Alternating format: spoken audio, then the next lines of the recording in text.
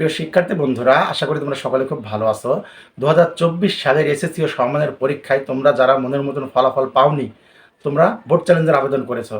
তোমাদের বোর্ড চ্যালেঞ্জের আবেদনের পরিপ্রেক্ষিতে তোমাদের খাতাগুলো পুনর্মূল্যায়নের ব্যবস্থা করা হয়েছে বোর্ড কর্তৃপক্ষ থেকে। তোমাদের অনেকেই বিশ্বাস করো যে আসলে বোর্ড চ্যালেঞ্জটা ফালতু, এটা করলে কোনো ফলাফল পরিবর্তন হয় না বা স্যারেরা সেভাবে খাতা দেখে না, কিন্তু এটা ভুল ধারণা। শিক্ষা বোর্ডের ওয়েবসাইটে তোমাদের খাতা দেখা প্রসঙ্গে একটি নোটিশ প্রকাশ করা হয়েছে। আমি সেই নোটিশটি এখন তোমাদের দেখাবো।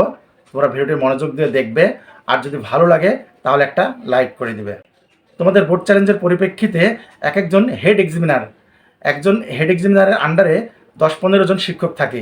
সেই শিক্ষকগুলোকে খাতা দেখতে দেওয়া হয়নি। হেড এক্সামিনার যিনি ছিলেন তার দায়িত্বেই 100-র নিচে 70, 75, 80, 85 এরকম ধরনের খাতা হেড এক্সামিনারকে নিরীক্ষণ করতে বলা হয়েছে।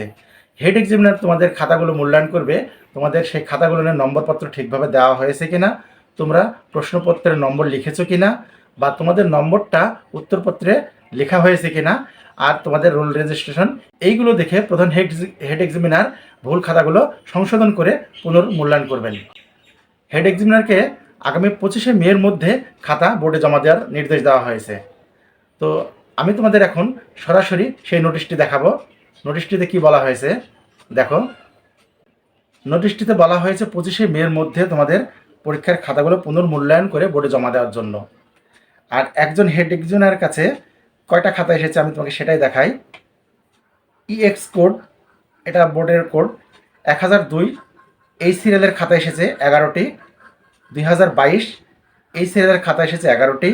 2023 এই সিরিয়ালের খাতা এসেছে 8টি। কোড 2024 এই সিরিয়ালের খাতা এসেছে 8টি।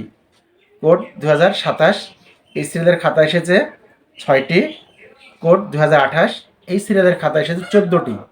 আর 2029 এই সিরিয়ালের খাতা এসেছে 7টি।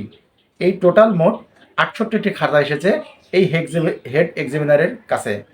এই হেড এক্সামিনার এই খাতাগুলো পুনর্মূল্যায়ন করে বোর্ডের কাছে জমা দেবেন, তারপরে তোমাদের ফলাফল প্রকাশ করা হবে। তো প্রিয় শিক্ষার্থী বন্ধুরা, আশা করি তোমরা যারা বোর্ড চ্যালেঞ্জ করেছো তোমাদের সকলের ফলাফল ভালো হোক এই প্রত্যাশা করে আজকে এখানে শেষ করছি। ভিডিওটি দেখার জন্য ধন্যবাদ।